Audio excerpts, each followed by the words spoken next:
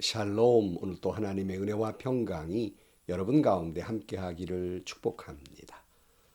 오늘도 묵상의 말씀을 통해서 나에게 주시는 하나님의 음성을 듣는 은혜로운 시간이 되기를 축원합니다. 이 시간 하나님께서 우리에게 허락해 주신 말씀은 민수기 12장 1절에서 8절 말씀입니다. 모세가 구수 여인을 데리고 왔는데 미리암과 아론은 모세가 그 구수 여인을 아내로 맞았다고 해서 모세를 비방하였다. 주님께서 모세와만 말씀하셨느냐? 우리와도 말씀하시지 않느냐? 그들이 이렇게 말하는 것을 주님께서 들으셨다. 모세로 말하자면 땅 위에 사는 모든 사람 가운데에서 가장 겸손한 사람이다. 주님께서는 모세와 아론과 미리암을 당장 부르셨다.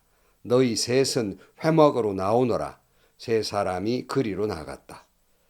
주님께서 구름 기둥 가운데에서 내려오시어 장막 어귀에 서시고 아론과 미리암을 부르셨다. 그 두 사람이 나가 서자 말씀하셨다.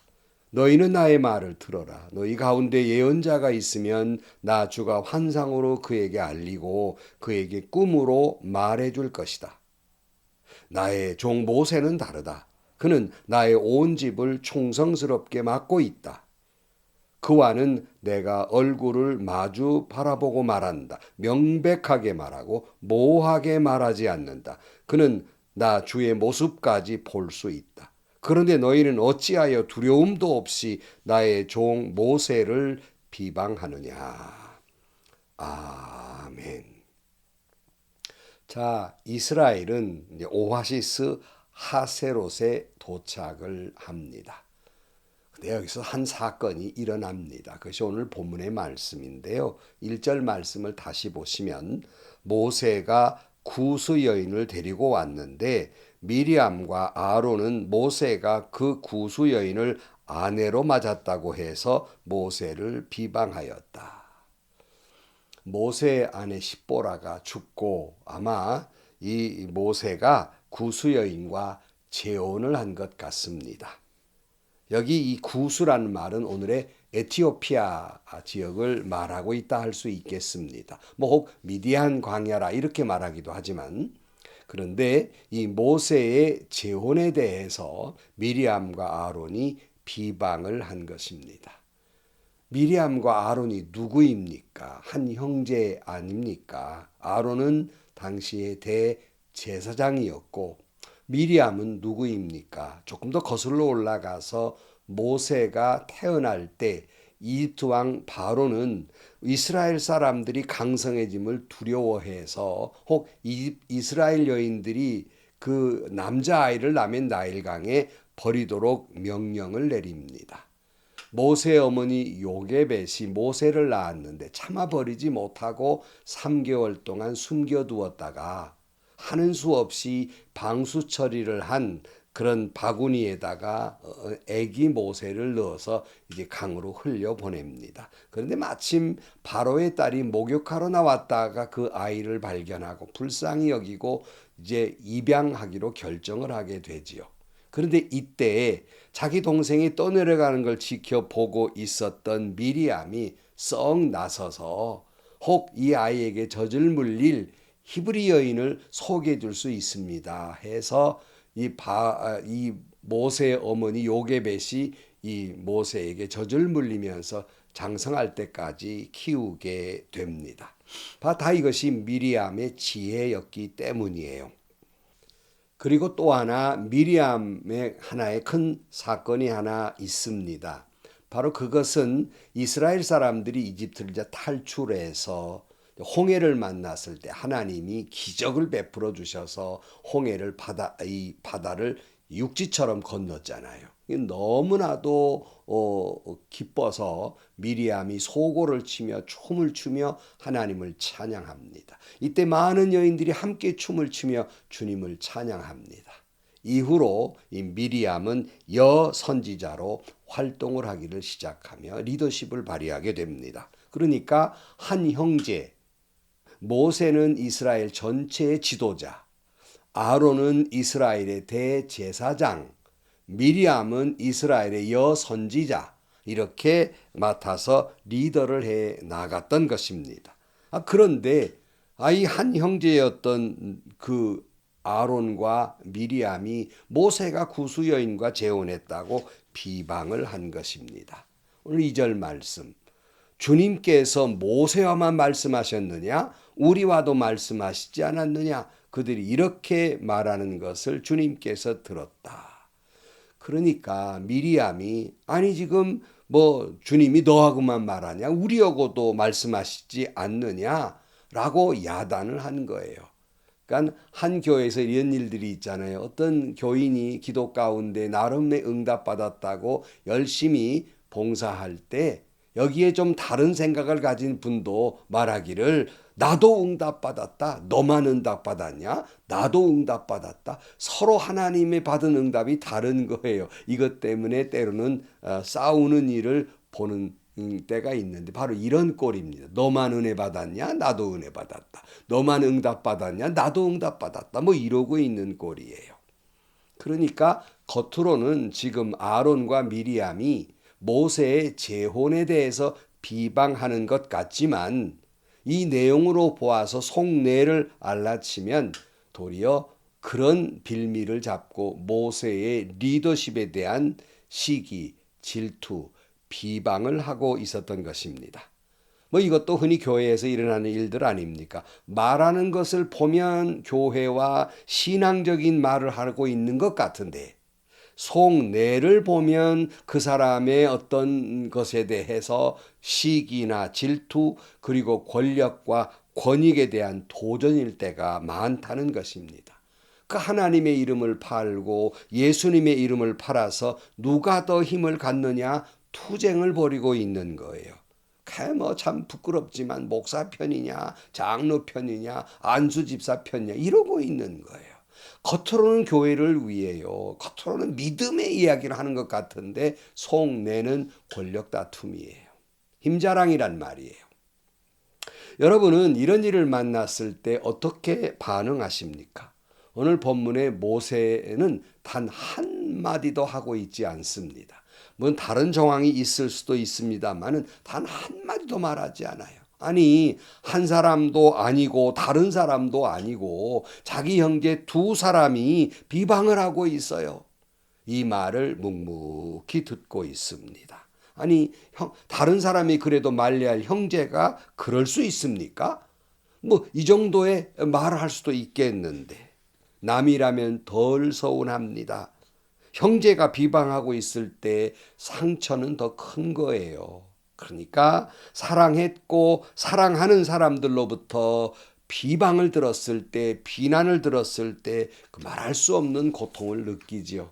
때로는 이것이 목사님들이 느끼는 감정이기도 해요. 교인들을 크게 사랑했고 그리고 사랑하고 있는 교인들로부터 어떤 배신감 이런 마음이 들 때 그 상처는 상상할 수 없이 고통스러운 것이죠. 교인들은 모르고 있지만요. 모세는 다 묵묵히 듣고 있어요. 그런데 여러분 그들의 비방의 소리를 모세만 들었던 것이 아니라 성경은 하나님이 듣고 계셨다라고 못을 받고 있습니다. 사랑하는 성도 여러분, 우리가 당사자 못 듣게 우리끼리 모여서 그 사람에 대해 수군거리고 비방하는 소리 당사자는 못 들을 수 있어요. 다른 사람은 우리가 그런 말 하는 거 모를 수 있어요. 그러나 잊지 마십시오. 하나님이 들으신다는 사실이고 그리고 하나님이 여러분들의 그 말에 대해서 반드시 열매가 맺게 하신다는 사실입니다. 무슨 말을 해도 우리가 어떤 당사자가 들어도 괜찮은 말만 하셔야 해요. 더욱이 무슨 말을 해도 하나님이 듣고 계시기 때문에 하나님이 듣고 계셔도 하나님이 진노할 수 있는 말은 해서는 안 된다는 말씀입니다. 우리 하나님은 시기, 질투, 비방, 험담, 수군거림 이거 싫어하십니다. 반드시 심판하십니다. 우리가 계속 살펴볼 미리암의 이 비방에 대해 어떤 결과가 있었냐를 보면 더욱 그 사실을 깨닫게 됩니다. 근데 성경은 이러한 모세를 어떻게 평가하고 있냐면 3절 말씀에 모세로 말하자면 땅 위에 사는 모든 사람 가운데 가장 겸손한 사람이다 그랬어요. 모세가 형제들의 자기의 최고의 어떤 권위에 대해 도전을 했을 때, 시기하고 질투하고 비방을 했을 때 묵묵히 듣고 있었다는 것은 그 속내는 어떤 마음이었겠어요? 하나님은 아시지, 하나님께 다 맡기고 있다는 사실이에요. 저도 때로는 목회를 할 때 제가 부족하니까 그럴 수 있겠습니다만은 목회에 대한 도전, 어떤 목회자로서 진실성에 대한 의심을 받을 때 참 말할 수 없이 아프지요. 그럴 때마다 제 마음속에 드는 마음은 하나님은 아시지. 버섯 먹여야 사람들에게 내 마음을 뒤집어 보이지. 그럴 수 없으니까 하나님은 아시지. 그렇게 생각을 해요. 상처가 안 되는 것은 아닙니다. 상처가 되지만 묵묵하려고 애를 썼어요. 그래 뭐 목사님들이 술도 안 마시는데 왜 간이 나빠지느냐? 속이 타서 그렇다 뭐 이런 말도 하지요. 한 번은 이제 몽골 목사님들이 지금 1세대에 복음이 막 들어갔기 때문에 이런 분들을 7분을 초대해서 각 7교회에다가 파송을 했어요. 그리고 한 일주일쯤 새벽 예배부터 모든 과정을 다 같이 하면서 배우도록 한 적이 있습니다. 마지막 날 제가 만찬을 베풀면서 질의응답, 목회에 대한 질의응답 시간이 있었습니다. 이때 한 목사님이 제게 이렇게 질문을 해요. 목사님, 우리 교인 가운데 어떤 교인이 나에게 대해서 안 좋게 말하고 다닌다는데 이럴 때는 어떻게 해야 됩니까? 목사님은 그럴 때 어떻게 하셨습니까? 라고 질문을 해왔습니다. 이때 제 대답은 이것이었어요. 꼴꺽 삼키십시오. 아무 말 마시고 꼴꺽 삼키고 입을 다무십시오. 그리고 십자가 밑에 그거 다 쏟아 놓으십시오. 하나님께 일르세요. 하나님께 아뢰세요. 그러면 하나님이 다 알아서 역사해 주실 것입니다. 이것이 온유함이 아닐까요? 오늘 4절입니다. 주님께서 모세와 아론과 미리암을 당장 부르셨다. 너희 셋은 회막으로 나오너라. 세 사람이 그리로 나갔다. 주님께서 구름 기둥 가운데에서 내려오시어 장막 어귀에 서시고 아론과 미리암을 부르셨다. 그 두 사람이 나가 서자 말씀하셨다. 너희는 나의 말을 들어라.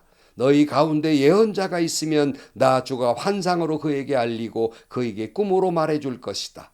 나의 종 모세는 다르다. 그는 나의 온 집을 충성스럽게 맡고 있다. 그와는 내가 얼굴을 마주 바라보고 말한다. 명백하게 말하고 모호하게 말하지 않는다. 그는 나 주의 모습까지 볼 수 있다. 그런데 너희는 어찌하여 두려움도 없이 나의 종 모세를 비방하느냐. 여기 보면 당장 불렀다 그랬어요. 이건 길게 가면 안 되는 거거든요. 아주 급하게 불러 세웁니다. 그리고 말씀하시기를 아론과 미리암 그리고 예언자들에게도 물론 하나님이 말씀하시는데 그들에게 말씀하실 때에는 어떤 환상이나 어떤 꿈으로 말하기 때문에 좀 모호할 수가 있었어요. 그러나 모세는 다르다는 거예요. 모세는 다르다고 못을 딱 받고 있어요. 모세는 충성스러운 총책임자이기 때문에 너희들과 같이 애매하고 모호하게 말해서는 안 되기 때문에 그 리더십, 그의 영적 권위를 인정해서 모호하게 말하지 않고 아주 분명하게 직접 나의 모습을 보아가면서 아예 분명하게 내가 말한다. 근데 너희가 어찌도 두려움도 없이 나의 종 모세를 비방하느냐 그랬어요. 여러분 교회 안에서도 그렇습니다. 당연히 하나님께서 일반 성도들의 기도를 들으시고 응답하시고 말씀하십니다. 당연하지요. 그러나 하나님이 그 교회의 영적 리더십을 가지고 있는 영적 모든 책임을 지고 있는 목사님들에게 그렇게 평범하게 말씀하지 않습니다. 더 깊은 그러한 말씀을 주시고 그 더 깊은 영적 체험과 그리고 깨닫게 하시는 지혜를 주십니다. 여기서 오해해서는 안 됩니다. 그렇다고 해서 교회에 누가 높고 누가 낮다는 이야기하고 있는 것이 아닙니다. 그렇다고 해서 목사님들이 대단히 훌륭해서 높은 분이라 그렇다는 말이 아닙니다. 그분이 가지고 있는 교회의 영적인 책임이 있어요. 그 책임과 함께 하나님은 그에게 영적 권위도 주었단 말씀이에요. 그렇기 때문에 그 권위를 인정해야 한다는 말씀입니다. 당연히 권위 주의는 안 되지요. 그건 해서는 안 되는 겁니다. 그러나 권위는 인정해 주어야 한다는 말입니다. 예컨대 교회 안에서 어떤 의견을 민주 절차에 따라서 의견을 모아서 교회가 앞으로 나아갑니다. 그런데 그럼에도 불구하고 때로는 목회자들에게 그가 영적인 가장 최고의 책임을 가지고 있기 때문에 권위도 주신 거예요. 때로는 그렇지 않은 다른 방향으로 이끌고 가려고 하는 방향성이 있을 수 있어요. 하나님이 주신 영적 체험과 지혜 때문에 말씀으로 인도하시기 때문에 가고자 하는 방향이 있어요. 이것을 그 책임과 그 권위를 인정해 줘야 할 때도 있다는 말씀이에요. 이것을 우리는 질서라는 말로 합니다. 사랑하는 성도 여러분, 다시 말씀드리지만 교회는 높고 낮음이 아닙니다. 하나님이 각 사람에게 맡겨진 역할과 권위가 있음을 알아야 합니다. 하나님은 이 질서를 통해서 일하십니다.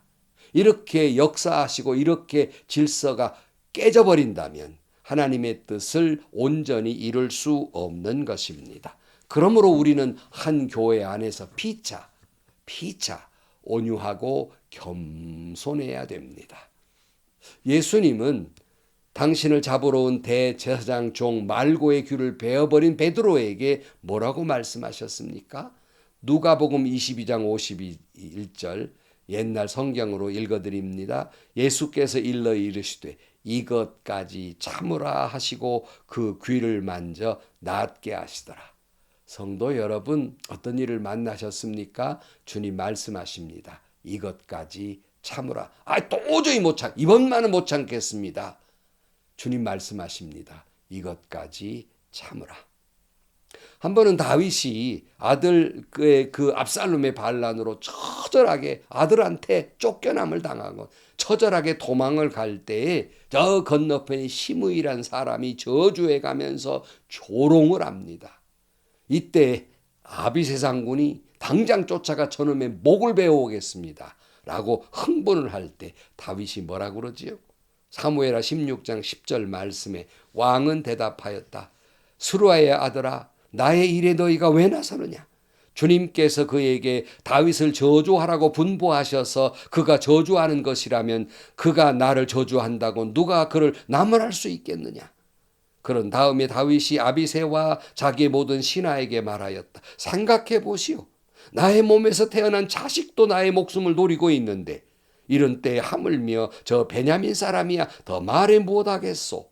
주님께서 그에게 그렇게 하라고 시킨 것이니 그가 저주하게 내버려 두시오. 혹시 주님께서 나의 이 비참한 모습을 보시고 오늘 시므이가 한 저주 대신에 오히려 나에게 좋은 것으로 갚아주실지 누가 알겠소. 다윗과 그 부하들은 계속하여 길을 갔다. 그래도 시므이는 여전히 산비탈 길을 타고 다윗을 따라오며 저주하며 그 곁에서 돌을 던지고 흙먼지를 뿌렸다. 다윗은 그 피통한 가운데 도망가는 그 뒤에다 대고 상처난 데다가 소금 뿌리듯이 더 아프게 그렇게 야단합니다. 아비새의 잔군을 말립니다. 하나님이 나를 비방하라고 할 수 있지 않겠소. 혹시 하나님이 내가 불쌍하면 오히려 이런 일을 통해 나에게 더 복을 주시지 않겠소. 그리고 참았어요. 그것도 모르는 시므이는 또 따라다니면서 저주합니다. 그런 일들이 종종 우리에게도 있지요. 우리는 이 다윗의 이 모습을 다시 한번 깊이 배워야 합니다. 주님은 이렇게 말씀하셨습니다. 마태복음 11장 29절 말씀에 나는 마음이 온유하고 겸손하니 내 멍에를 메고 나한테 배워라. 그리하면 너희는 마음의 쉼을 얻을 것이다. 산상수훈의 마태복음 5장 5절 말씀에 온유한 사람은 복이 있다. 그들이 땅을 차지할 것이다. 사랑하는 성도 여러분, 우리 이 마음을 품으시다. 가닥 없이 나를 비방하고 저주하고 조롱한다 할지라도 여러분 주님의 온유와 겸손함을 배웁시다. 이것까지 참으라 말씀하신 그 마음을 배우십시다. 그리고 온유한 자에게 주시는 복을 누리며 사는 저와 여러분들이 되시기를 주의 이름으로 간절히 축원합니다. 기도하시겠습니다. 하나님 아버지, 까닭 없이 나를 비방하고 저주하는 사람을 볼 때 그럴 수 없는 마음의 분노와 괴로움은 말할 수 없습니다. 그럴 때마다 이 모세의 온유함과 다윗의 온유함과 예수님의 온유와 겸손을 배우게 하셔서 모든 것 주님께 맡기고 이것까지 참으며 온유한 자의 복을 누리며 살아가는 저희들이 되게 하여 주옵소서. 이 온유와 겸손으로 교회 공동체 속에서 하나님이 각기 다른 역할을 주셨고 그 역할에 따른 영적 권위가 있음을 인정하고 서로에게 온유하고 겸손한 믿음의 공동체가 되게 하여 주옵소서. 예수님의 이름으로 기도하옵나이다. 아멘. 성도 여러분, 저는 참 부족한 목사이기 때문에 그런 소리를 들었을 때 살이 떨리고 얼굴은 백직장처럼 휘어지고 쓰러질 정도로의 피를 토하고 쓰러지고 싶은 정도의 그런 아픔과 상처를 입었습니다. 그러나 여러분, 주님이 말씀하셨습니다. 그것까지 참으라. 그리고 온유하라, 겸손하라 말씀하셨습니다. 상처는 깊지만 말할 수 없는 고통스러움이 있지만 예수님의 온유와 겸손함으로 나아가는 끝까지 충성을 다하는 여러분들 되시고 교회 공동체 안에서 그 역할의 분담을 하시고 그리고 그 역할의 분담에 따른 영적 권위도 인정해 주셔가면서 아름다운 믿음의 공동체를 이루어가는 하나님의 뜻을 이루는 여러분들이 되시고 온유한 자의 복을 누리는 여러분들이 되시기를 주의 이름으로 축원합니다. 행복하시고요. 좋은 일이 가득한 하루가 되시기를 주님의 이름으로 간절히 축원합니다.